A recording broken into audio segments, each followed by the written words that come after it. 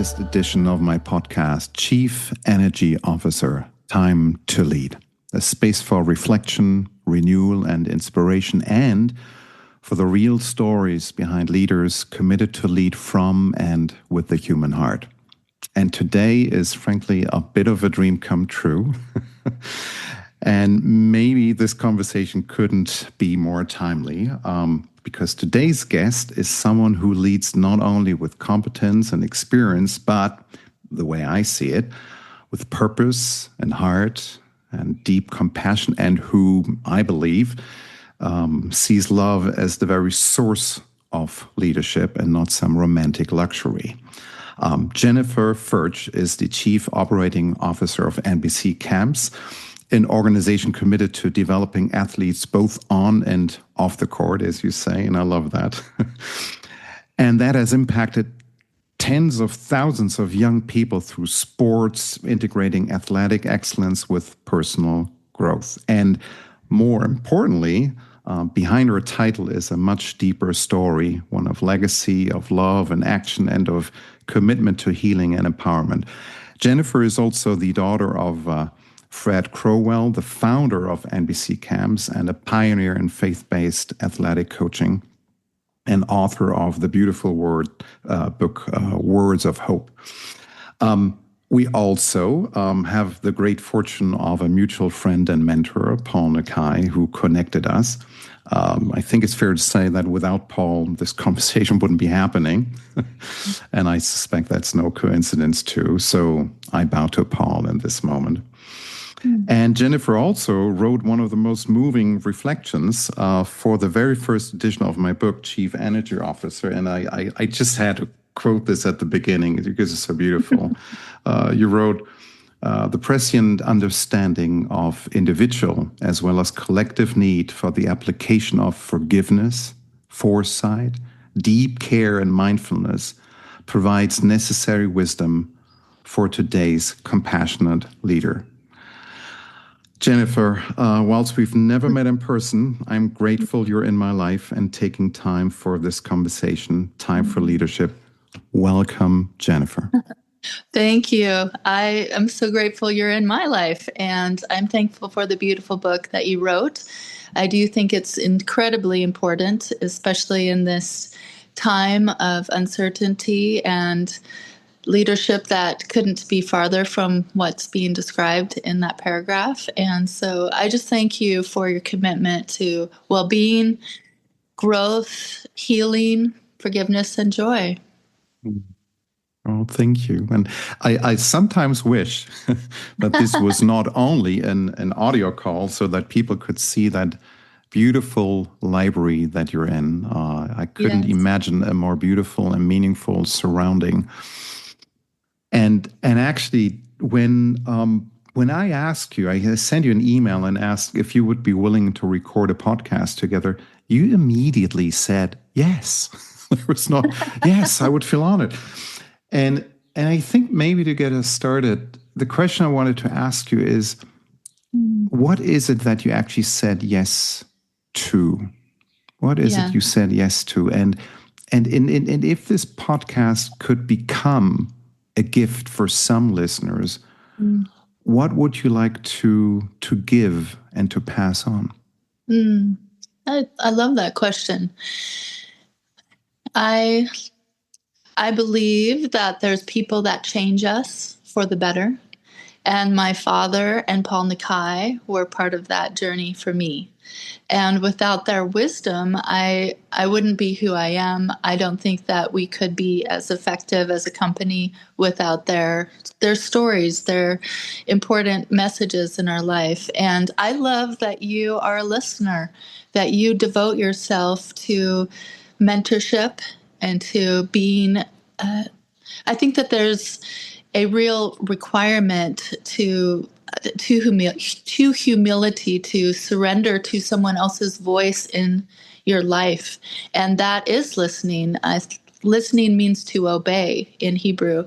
And I think that that's so important, to have the discipline to allow another person to say, I see this in you. I'm recommending this, And Paul was so gifted in that. He was never didactic in his recommendations. He's inclusive. He is moving us through question, through discovery, through mutual discovery. And so I could see that in you when you're writing that book that's so important about energy, how it changes a dynamic, how important it is for leaders to recognize and become students of energy. It's been a profound teaching, and I'm just very, so it was an emphatic yes, simply from the fact that you are speaking something that I think is so importantly vital to our world. And that would be the gift, if people could grasp some of these profound teachings about how do we live in a space of love and wisdom? How do we live from gratitude in adversity? Gratitude in adversity is such a transformational understanding if people could grasp that themselves and not live reactively, but moving intuition into a space of peace when it isn't easy. So those are a lot of the gifts that Paul gave our family, and that I got to witness my father living out in the present, which was a gift. Well, I bow to that. And if I think of Paul, and he might be hearing this too, I can't recall, it's just as you said, I can't recall a moment when he was teaching me anything. And he was therefore teaching so much. He was, yeah. And he had this, he didn't hesitate a second over the years we've been talking to tell me, here is what I see in you, again and again. And it moves me when I even say that. And actually, I was thinking of your father too, because you mentioned him, and I was thinking of our conversation. I couldn't help to think of the Ted Lasso series. Do you know? Yes. And it's one of my favorite series of all times. And in the very first season, Ted enters the locker rooms of the football club he's invited to lead. He's taking a deep breath and says, "I love locker rooms. They smell potential." and I was thinking of both your father and you. Jennifer, can you take us back to the beginning? So to the spark, and share your father's initial vision of NBC Camps and the potential that he smelled, to speak in Ted's words. Yes. So my dad, I need to back up. So my dad was a very competitive person, a very competitive athlete. And he became one of the youngest Division I coaches. So in the USA, we have different divisions for sports. And he was the highest division at the youngest age. I think he's the youngest in history. He was incredibly competitive, and he really was heartless in the sense people called him stone-faced. Like, he rarely laughed. He didn't cry. His mom died of cancer when he was 21, and he made a vow that he would never cry and he would never pray again. And so he made that commitment, just that I'm going to be a machine in many ways. And he was married to my mother, and she had a very transformative experience.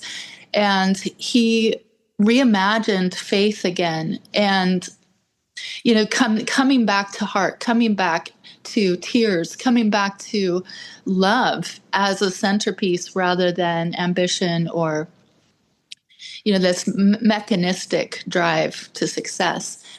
And through that whole journey, he decided to quit college coaching, and he moved into a program that went into universities to bring diversity onto college campuses that were segregated. So LSU, Louisiana State University, was historically anti. They were really very, very militant in their viewpoint about race and race division. And my dad was bringing teams that were racially unified onto courts to bring this message of awareness. And they would call him up and threaten him and saying, if you bring any person of color onto this court, we cannot guarantee your safety. And, he would bring everybody and he would speak directly to the audience, and they would speak about the importance of racial reconciliation and healing, and that segregation is wrong. Slavery needs to be recognized and acknowledged as an evil from our country. And that was a really seminal piece of his life, that part. Well, during that time, I became very ill. I was a new child, baby, 1 to 2 years old, new in the world, full of joy. And I started getting ill, and they thought it was the travel schedule because these were exhibition teams. So some of the top colleges in basketball would have these teams come onto the court, and that's where he would be coaching and bringing this message. And they thought the travel schedule was too much. So he gave that up for me, which I feel so tender, that was so tender of him. And we moved to the home place where my mom kind of grew up, and my dad started counseling people. He had a master's in so he started seeing couples and marriages and families, really giving them insightful practice on how do you reconcile with each other? How do you create an environment of love? How do you create dynamic relationships that both people say is life-changing? I think as parents, we really care for our children. We want to have a great relationship with them. And it's interesting that 70% of parents would say they don't like their relationship with their child, as far as the communication style. They rate their communication style with their kids as not satisfactory, and kids as well with their parents. They would say 70% are saying, I don't like the conversations I'm having with my parent. My dad was super interested in that, like what is going on? And so he imagined, how do you create a space where we can talk about these things, how to love parents, how to forgive, how to do all these things? Well, most kids are not going to want to sign up for something like that, but they do want to understand how to be better at sports. And so that's how the passion was formed, is seeing the need and connecting the two interests. So how do you help people really become the best they can be? And that really was the catalyst for his vision of a space, an environment where people are allowed to ask questions, to consider, to wrestle, and ask, how could I be my best? And it's a beautiful thing to do and be a part of. And I think that you in your book about energy, you sense how important creating spaces for that powerful energy to be transformative is, how laying that foundation. I'd love to hear more your point of view on creating spaces for energy to arrive. That is that healing, transformative energy that is so powerful. Thank you so much for sharing that story and stepping back for a moment. I understand it better now. And what I love about it is that he realized that these life-transforming moments when the world looks differently, when you see something you couldn't see, when a connection has healed, because we're born, on the one hand, we're all born healthy, and at the same time, we're born into a wounded world. It doesn't take long for a child to see the hurt, to see the things that don't add up. And you talked about segregation. When I see 3-year-olds, there's instant friendship. They see each other, and it doesn't matter how they look like. I said, "Hey, my buddy, you need to learn hatred. You need to learn separation," and we learn it relatively quickly. So what I love about what your father has done is that it's not about separating that. Let's meet in a place and talk about forgiving. Let's do it right here. Yes. In whatever you care about, be that cooking or be that sport. And I think that begins with conversations being allowed. Here it can be heard. It can be said, right? It is what it is, what it is, what it is, what it is. Yes. And if I have enough space in me because I do my inner work, then I can hold that. I think that would be one perspective on this. And I was just wondering, as you were saying, well, I was a little girl and then I grew up, in this environment. Do you remember a moment, maybe early on, when you personally felt like, I can see this is not about sports, or it's more than sports. This is changing lives. This is Yeah. about learning forgiveness. This is love in action. Was there a moment that you recall where you felt like, now I know where I belong in this? There's so many stories. It's hitting my mind right now, but I'm going to share one that I think is one that I take with me all the time. I hope I don't cry too much on it. My dad was such a powerfully, deeply loving man. He loved so deeply and would learn everyone's name at camp, and just really cared. And he created a home that I think was very unique. My brother and I could say, Dad, that's frustrating us. And he would be like, thank you so much. Tell me more. And it was never, it's not this permissive parenting where the parent was weak and did whatever the child wanted. He would not cave on things that were obviously integral to our well-being, but he was incredibly moldable and flexible and adjustable, especially as a powerful man. And I think that was incredibly insightful. So this story was probably the most seminal in my life, and there was a my dad again was very intense. He wanted things to be excellent. He didn't want us to produce something that was mediocre. He wanted it to be full-hearted and fully giving. And we were all in this group. There was about 40 of us coaches sitting in a circle. And my dad could err sometimes on intensity. That was one of his he could err on intensity. We all have our places that we move into, danger zone. And I could tell he was ramping up. He was getting kind of fired up. And this girl said something, and he was sharp with her. And I said, Dad, I think you're getting a little too intense, which I could have done better. That wasn't the best way to handle that. And he said, I'm talking right now, or something sharp. And I didn't like the tone of it. I didn't like how the meeting was going. And right after it was over, I walked up to him and I said, Dad, I feel like we didn't have a great interaction in front of everyone. And I didn't like how that tonality went down. And he could have said, Jennifer, you interrupted me. You didn't handle that well. He could have had a lot of things to say about my character in that, because I didn't handle it well either, I would say. And he said, Jennifer, thank you so much for letting me know that. I love you so much. Thank you. I could see how my intensity got the better of me. And would you please forgive me for will you please? Sorry, just 1 second. Yeah, I feel it too. Will you please forgive me for not being the leader you needed in that moment, and for letting my ego interfere? I love you, and I ask your forgiveness. And then Boris, he went and he found every single person. They were scattered over all the campus.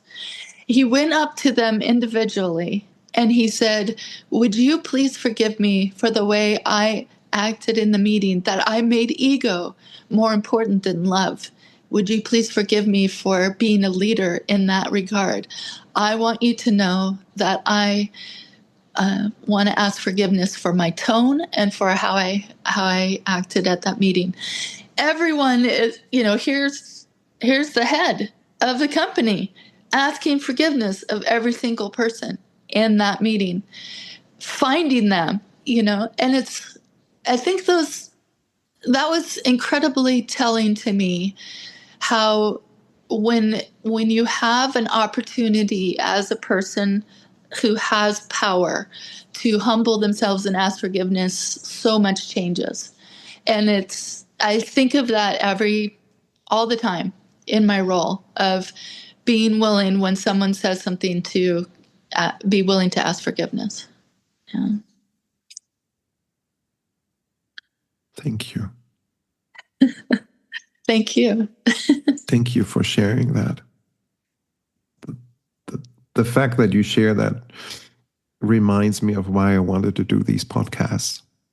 So that these stories that convey truth and power can be heard by more people, because they touch me right now and might be true for others. And you're going straight to probably one of the most transformative, how shall I call it, agents, which is forgiveness, which is probably the most transformative place. My friend Azim Kamisha said, forgiveness, that's where preparation and grace meet. On the one hand, you can prepare for it, you can make a deliberate choice that is based on understanding, but then it's something that you just receive. And sometimes we associate it. I'm so glad you're bringing in this in a conversation on leadership. Often we associate it with very big things, murder and major crimes, when actually, when imperfect human beings that are so perfectly imperfect meet. Yes, totally. we're constantly wounding ourselves, and we're constantly in touch with the things that are still wounded. Yes. When your father was talking from, I rated ego more importantly, another way of saying that might be, I was in touch with a thing that still felt like something needed to be defended. So that thing that isn't soft yet he could notice it and transform that and bring that into the moment. And I would say there are many of these moments every day. I can see it in our family. I can see it in our business. How beautiful. Yes, absolutely. I think we talked a lot about this as a family growing up, the importance of a language of repair. How do we navigate the things that we do without bringing shame, defensiveness? We live in this modern age of incredible research coming out of relationality with the Gottman research out of University of Washington. And what causes us to double down, to be contemptuous, to criticize, to be defensive. And my dad blew all of that out of the water and just immediately said, we want a language of repair to be able to clean each room at the end of the day so that there's nothing between us, that forgiveness becomes more like a little hand vac rather than these excavation, people wait until the house is just absolutely beyond repair and they have to try to see if they want to redeem it. And of course, relationships become so weighty that way because there's so much in between the two hearts of trying to speak. There's so much suffering and pain that hasn't been resolved each and every day. And so it's a storehouse of bitterness. How should I ask this? If you build on your father's legacy, and that has, obviously, and we could go in length, the way you lead on a daily basis, on good days and not good days, right? When you're at your best and when you're not, and when you're repairing. What do you feel most responsible for today when it comes to carrying forward what he once began? That's a beautiful question.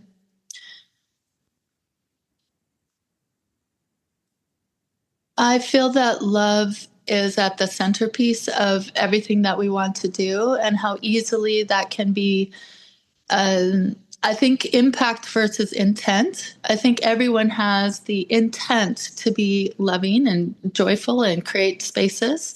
I mean, most people who aspire, they want their home to be a loving, joyful, peaceful place. They want their child to enjoy the experience mostly.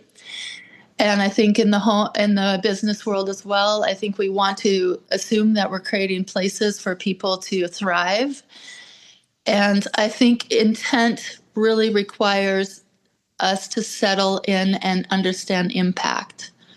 And impact requires listening. It requires checking in. And my dad did that so well. He would often say, how do you think I'm doing as a dad with you? Do you feel like I'm listening enough? Do you feel like our conversations are moving in a positive, energetic way? And recently with my older daughters, as they're moving into adulthood, they've come to me and said, Mom, our conversations are, you're asking questions that we feel, irritated by. You're asking questions that seem fear-based. And I said, thank you so much for that, because I really want to have, my goal is not to defend myself and to have to protect. I'm a great mother. I'm a great worker. I'm a great leader. And laying that all aside and leaning into listening deeply, meeting with each person. What do you need from me? How can I serve you better? How can I create a more healing environment? What does love look like in this case? How can we come closer to center? And I think shame is a real detractor from that. And shame and pride, they both, ego, I would say, are narcissism. And coming to that centerpiece of love, listening, grace, slowing down, listening more, and providing places to learn together. I would say that's the joy that I have in my role, is how can we learn together? How can we grow together? What are we listening for in our serving of our communities? What do our communities need? And that takes a lot of time of just going out onto the courts, into the classrooms, into people's spaces, and just paying attention. I think love is attention. Yeah, and I have this beautiful quote somewhere. I can't recall who it's from, but love is the quality of attention we bring to things. Well, and you just said slow down. So why don't we slow down on love for a moment? Funnily, I have this little Post-it note here in front of my desk. And for our listeners, it says slow down. I sometimes put that in front of me just to remind myself. And so if we slow down on love, it's a word we rarely hear in leadership podcasts, and yet it seems to be at the core of what you're focusing on and coming from. I sometimes refer to, in the book as well, the human operating system as kind of the sum of all our filters and blind spots, the sum of our autopilots, and you mentioned to some, the sources and blockers of our energy. But it looks like the way you frame it is that love is kind of the source code of that operating system. And you also talked about impact. Can you share a story, so not an idea, but a lived moment where you saw that source code in action, where love changed the trajectory of a person, a decision, a department, where you saw it having an impact? Because I think there were many people who say, well, come on, let's focus on outcomes. And love is when we have a good day. Yeah, love is when we have a good day. I'm going to tell a story of a young man, because I feel like this story is really insightful. How important love is to all aspects of it. It is the wellspring.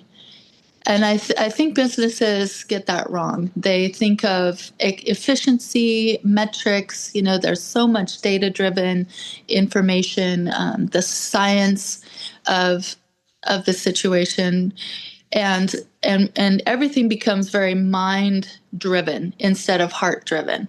And the heart is at the centerpiece of everything that we do. When the heart gets blocked, and I think the research is really fascinating right now, that the mind is actually being more spoken to from the heart than the mind speaking to the heart. And I would say a lot of corporate America is missing this piece, that love is at the center, heart is at the center, because it is our passion. It is what we want to do and what we want to thrive and achieve. there was a young boy that was playing, and he's an incredible player. And my dad recognized his talent right away. And he was watching him play, and no one, I don't think, who doesn't pay attention as a coach who really can understand. He looked like a great player. Everyone was noticing how talented he was. My dad spent some time a little bit afterward with him, and he said, can I spend a little time with you? And he said, sure. He said, you are an incredibly gifted player. You do these things really well. I noticed something. And he said, yes. And he said, I noticed that you have some hurt in your life. And the young man started to cry a little. And he said, yes, I hate my dad. And my dad said, I see that in you. And I see that sorrow in you. And that began a journey of friendship with them that, my dad in many ways became a second dad to him and really gave him his name. He was married in my dad's house, he and his wife. And just that noticing, that recognizing that sorrow, that loss of not having a good father, and then recognizing the need and filling that need. And I think that's what each person is coming to an organization. And before we can really serve and give 100% of ourselves, those things that block us, whether it's loss or bitterness or that deep sorrow that we aren't able to address, just like Paul says, when we're living in unhappiness or trouble, we're going to project that into the world. And we're going to project that the truth that is in us out into the world.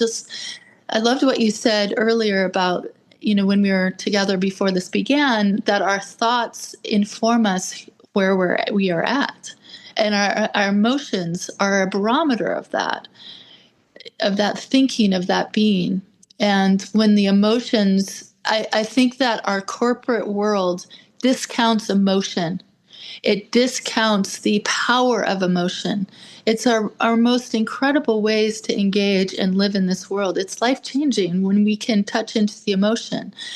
But we often move towards mechanism and mechanistic ways of the heartless, and it's easier. It's easier because the heart is a messy place in many ways. Yeah. When we step into the heart of people. And I think it takes a tremendous amount of listening and insight and time and paying attention. But that's where the healing lies. That's where the transformation lies, as you can see. That's where the energy lies. Every word that you say speaks to me, both in the sense of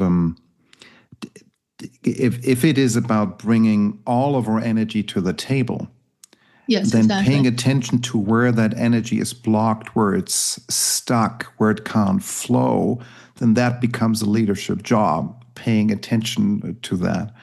Yes, exactly. Azim used to say, when you're hooked by resentment and bitterness, you can't bring all of you to the table. It's exactly a responsibility. Right. The other thing that you're pointing to is that there seems to be you said it beautifully, it's easier. We seem to look at businesses merely as a complicated problem.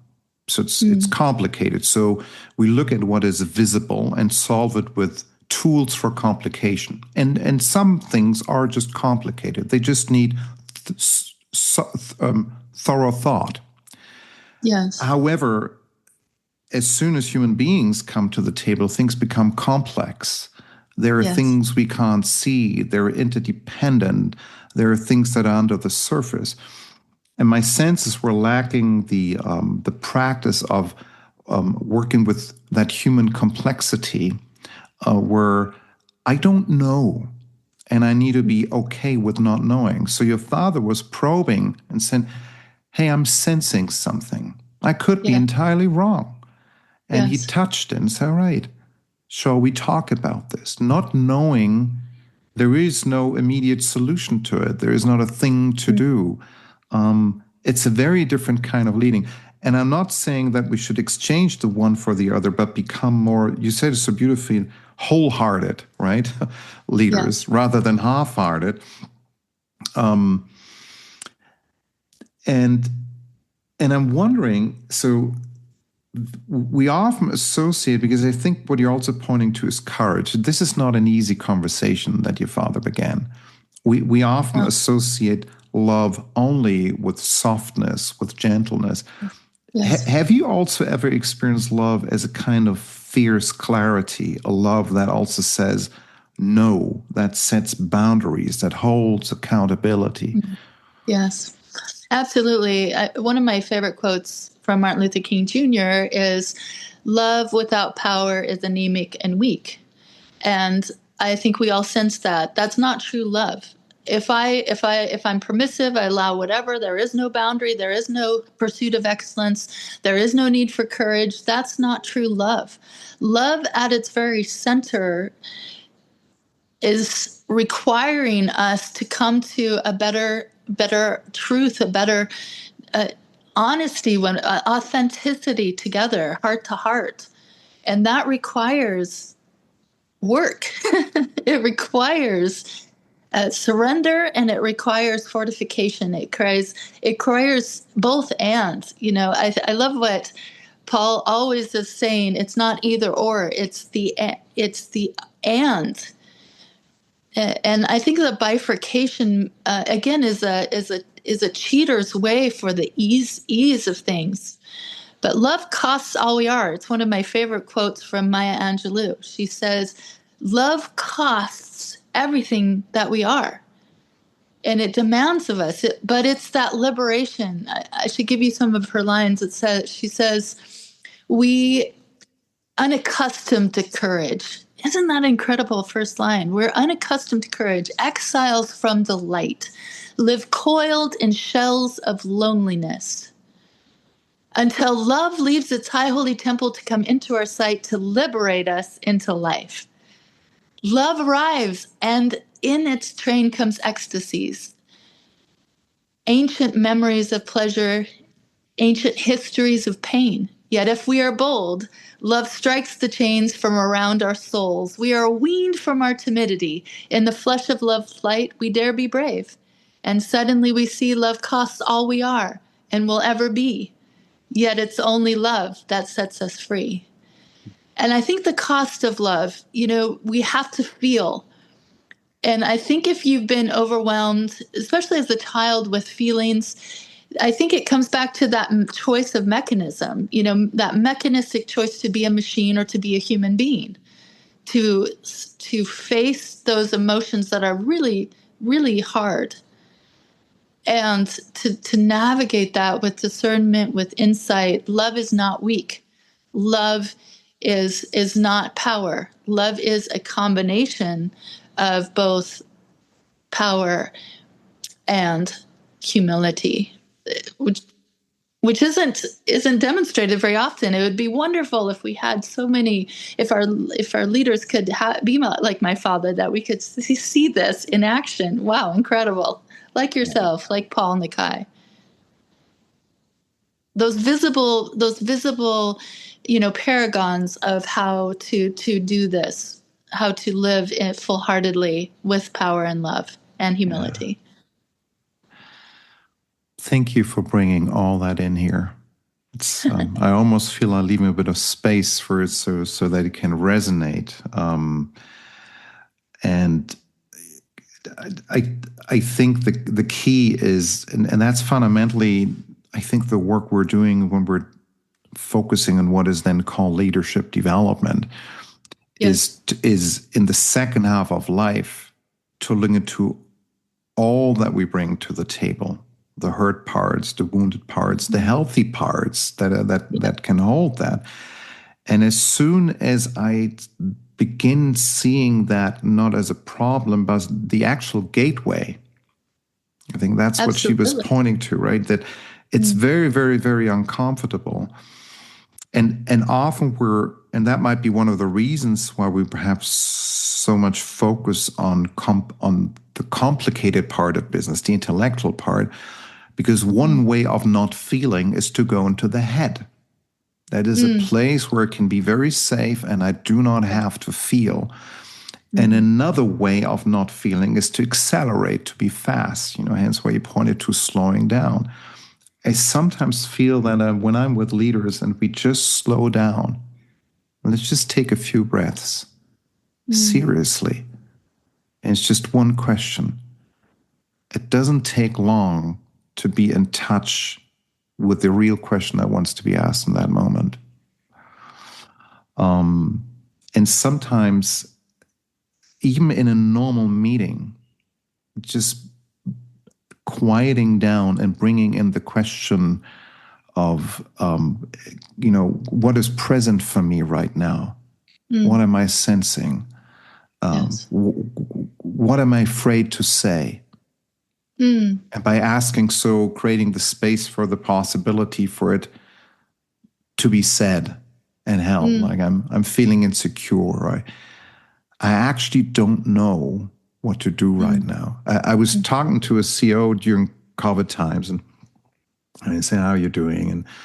And he said, "Well, we're kind of planning month by month right now, right? Yeah, not a year or 1.5." And so I was with my team and said, "That's my and with our stakeholders and I said, that's how far I can look.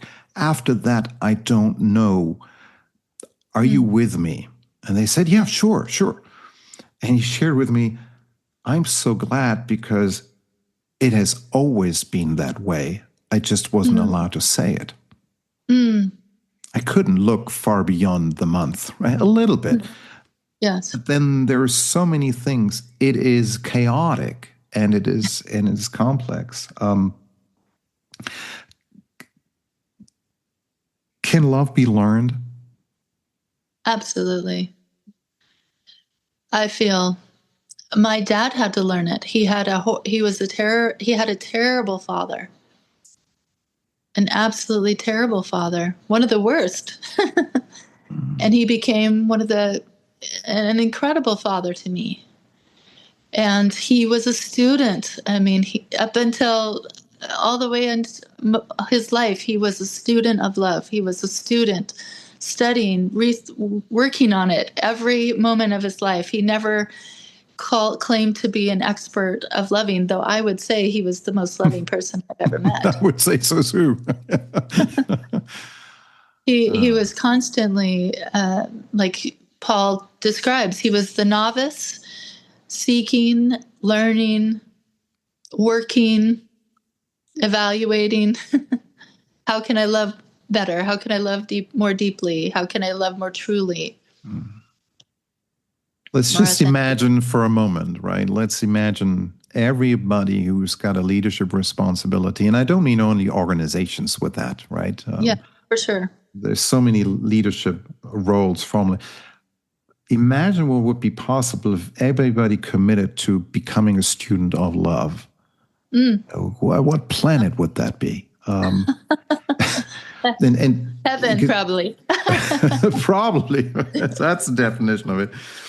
And if we, so often the world seems to forget about love. I mean, we see division rather than connection, fear rather than inspiration, threat and cruelty more than compassion, bitterness and resentment more than forgiveness. And yet there is this deeper system, this source code beneath it all that we might call love. So I'm just wondering if you feel that tension too, between the manifestations of the absence of love or disconnection from it. It's always there, and we might just be disconnected. Yes. How do you stay connected with that deeper current without closing your own heart in day-to-day business when you need to write a P&L too, right, and take decisions and sometimes under speed and what are a few things that you have learned that worked for you to to maybe not stay connected, but maybe reconnect and reconnect and reconnect, if that makes sense.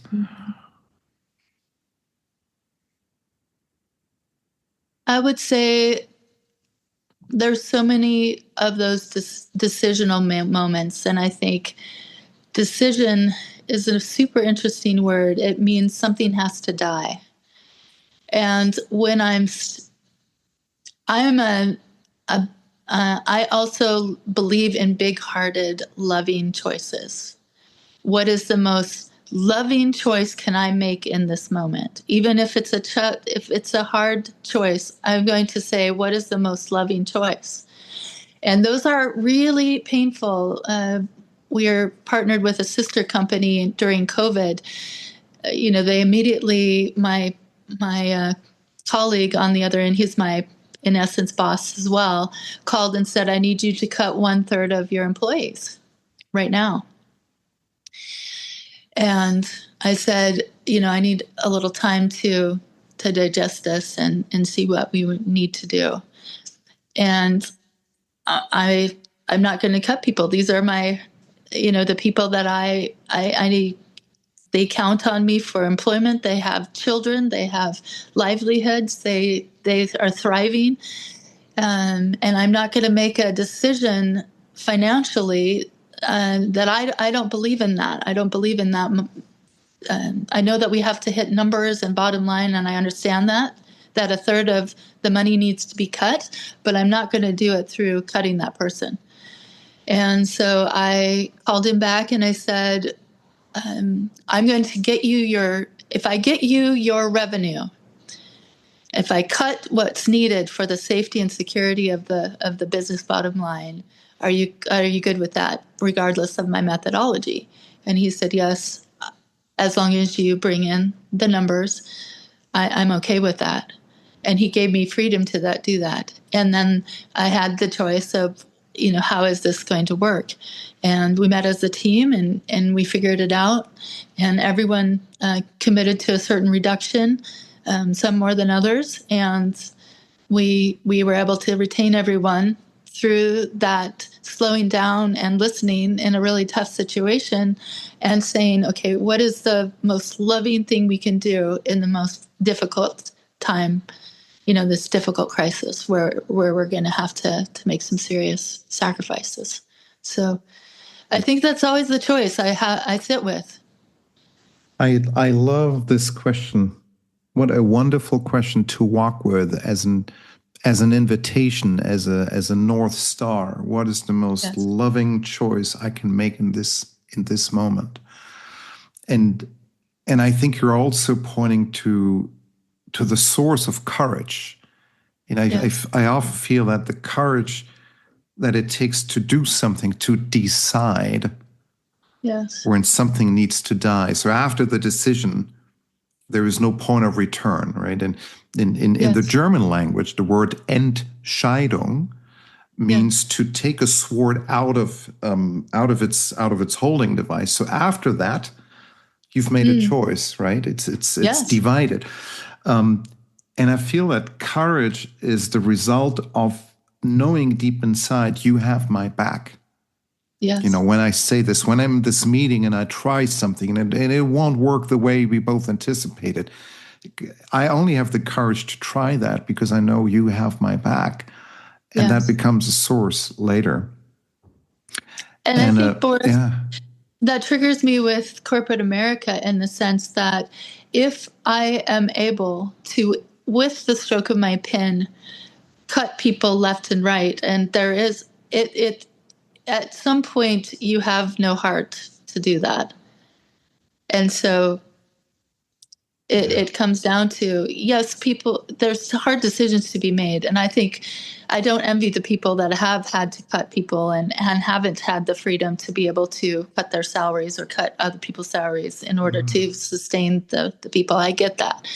But at some point, there's a decisional choice whether I'm going to operate from the heart or not.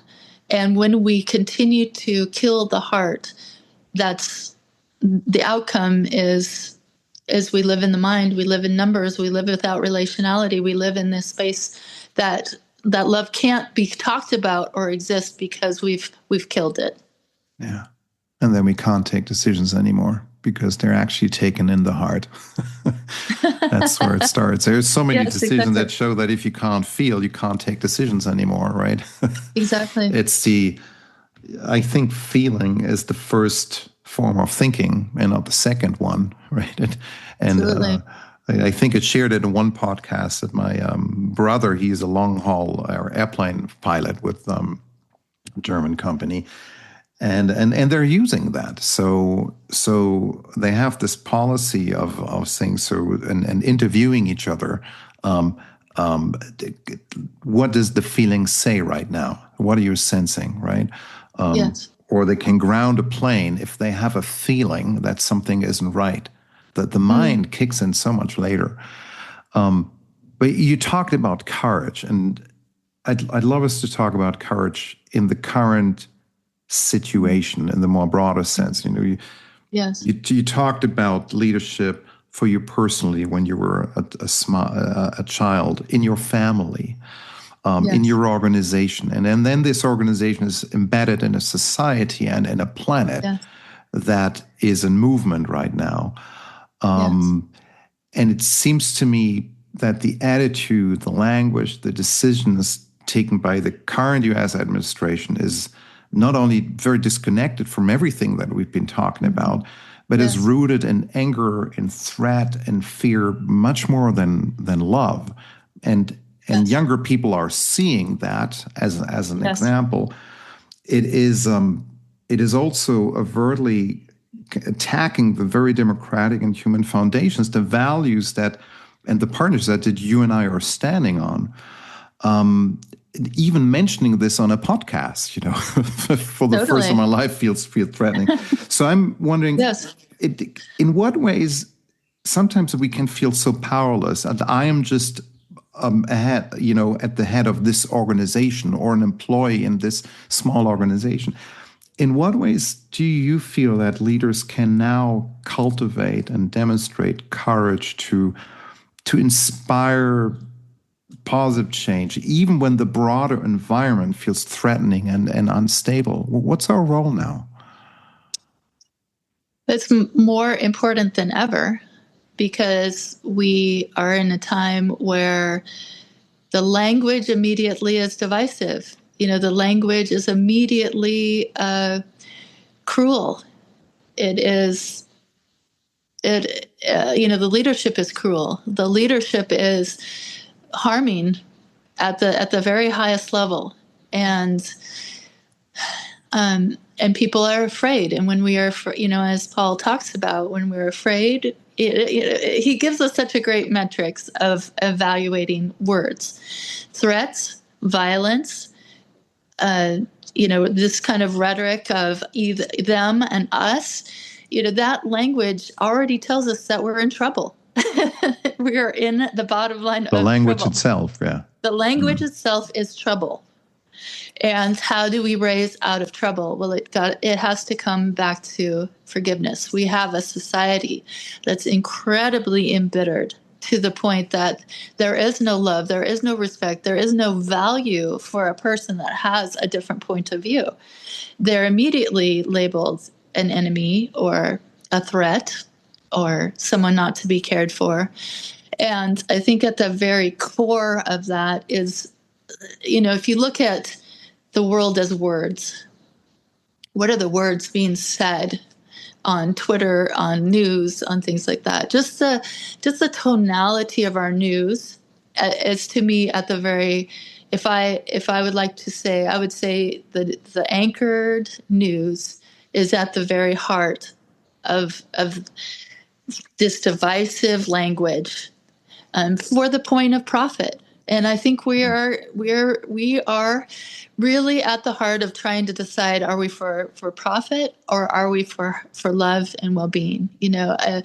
Even the word Christianity has become a tool for Christian nationalism, which is at the very heart related to the pocketbook, and has nothing to do, in my mind, with the values of Christianity of love and well-being and washing the feet of other people. I mean, it has, so our words have become lies, and they become untrustworthy. We can't, like you said, for love to exist, I have to believe that I can turn my back to you, and I'm not going to get stabbed. I'm not going to you are going to embrace me, and I'm going to embrace you. That love, and we're at the point where there is no love right now. There's no love in our language, in our news stations, in our rhetoric with one another, our town halls. It's not coming from the highest levels. It's a language of abuse. It's a language of violence. Thank you for being so clear about this and what you're saying, bringing the notion of courage and love together. I love washing someone else's feet is so much more than just a metaphor. I'm wondering if everybody picked just one person, or I say, I will wash your feet.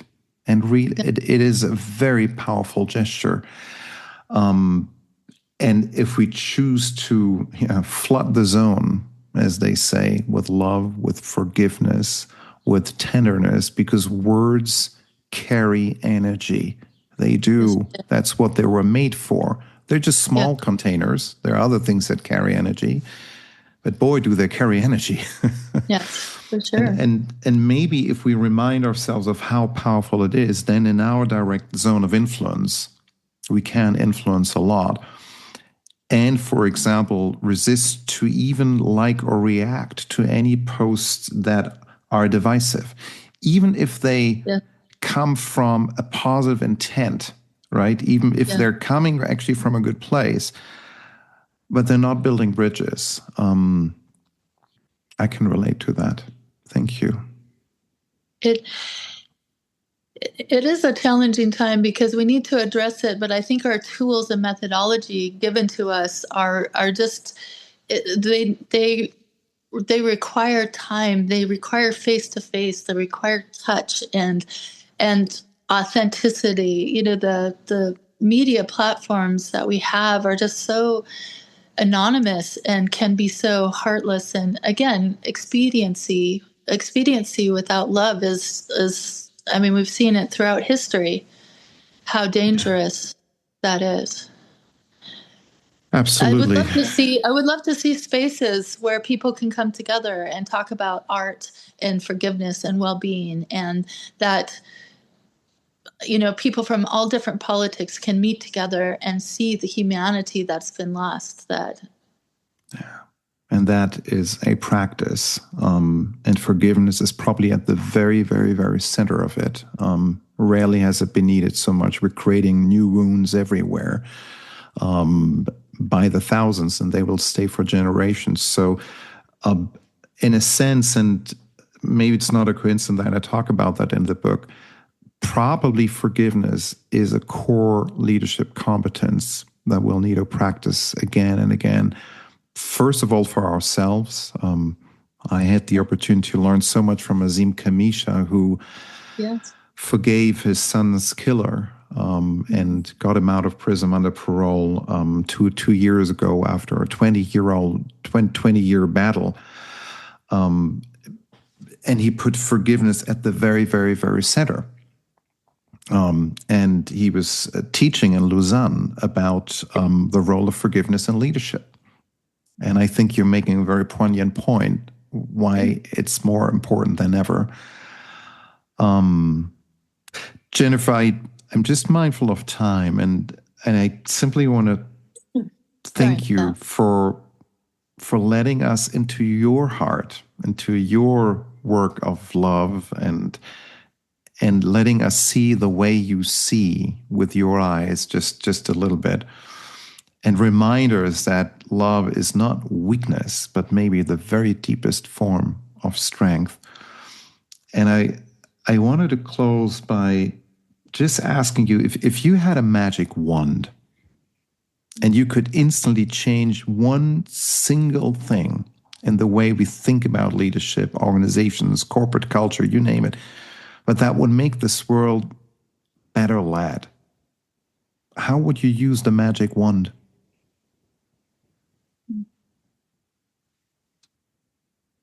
I would use it to have each leader lead from a place of love and forgiveness, and be experts at being able not only to forgive the harm done, but be willing to voice and say, will you forgive me?